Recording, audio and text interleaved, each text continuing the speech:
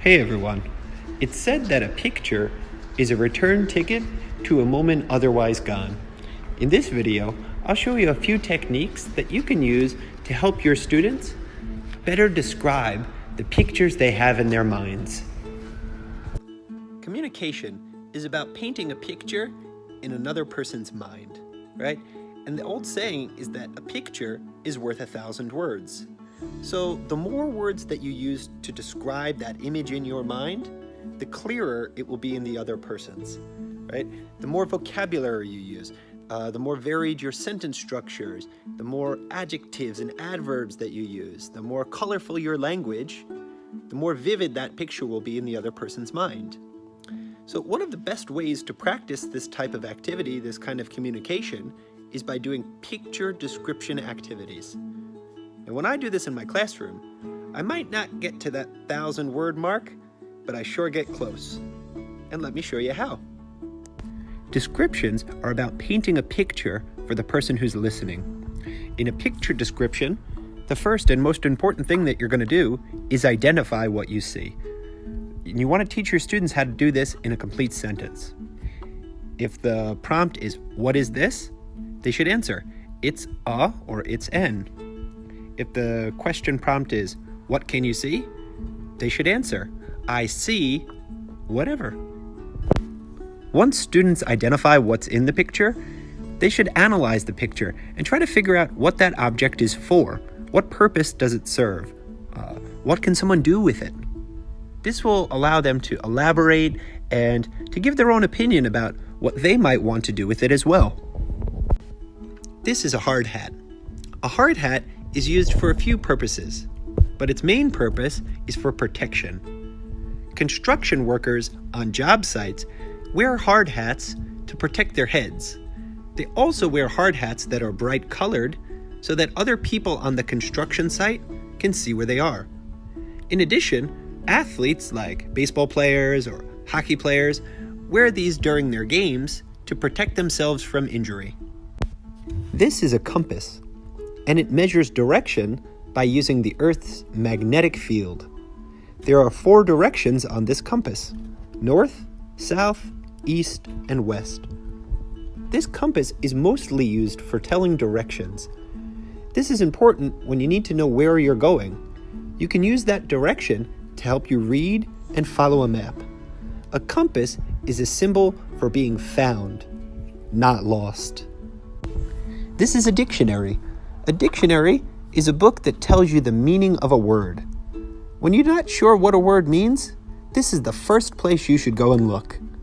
A dictionary has words in alphabetical order, which means that it starts at the letter A and goes to B, C, D, all the way to Z.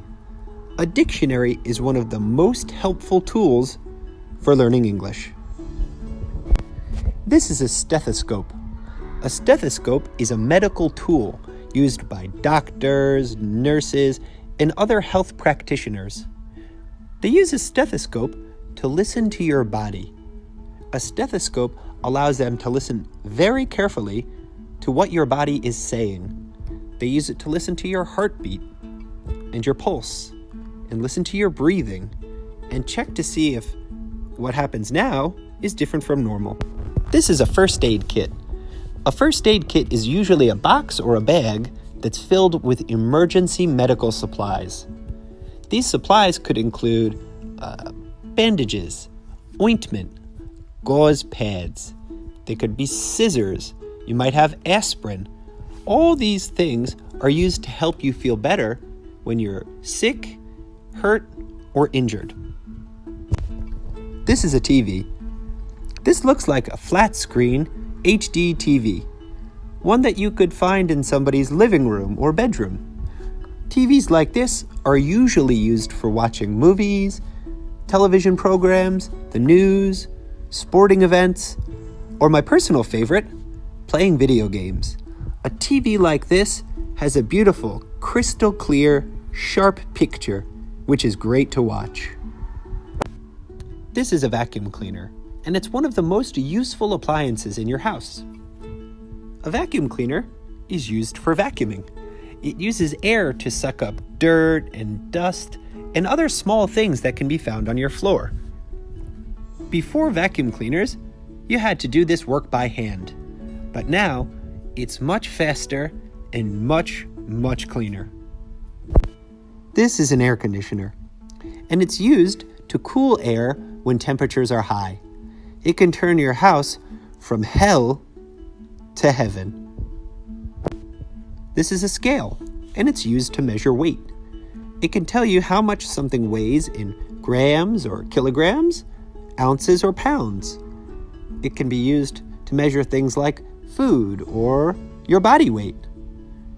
When you're on a diet, a scale can either be your best friend or your worst enemy. This is an alarm clock, and it's used for two purposes. One, it tells you what time it is. Two, it tells you what time to wake up. You can set an alarm clock for a time that you want it to ring.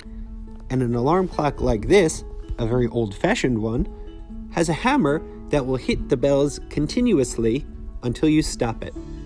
So in the morning, you might hear something like ring. This is a remote control, and it's used to control electronic equipment like a TV or a DVD player, or these days even your refrigerator, from a distance, meaning you don't have to go to that piece of equipment and touch it with your hands. This remote does the work for you. And when you're feeling tired and lazy and you're on the couch, this can be your best friend. So, as you can see from my examples, there's a pretty easy pattern that I like to follow. I like to say what I can see, what it's for, or what's happening in the picture, and then give my own little riff. Say what I think, or how it makes me feel, or give an example from my own life. If you follow this pattern, not only will you have better picture descriptions, but you'll start to have better conversations, because this observation skill is something that can be cultivated not only in students, but in teachers. So, give it a try next time you have a good picture in your book. Ask your students, what's this? And then ask them to tell you more.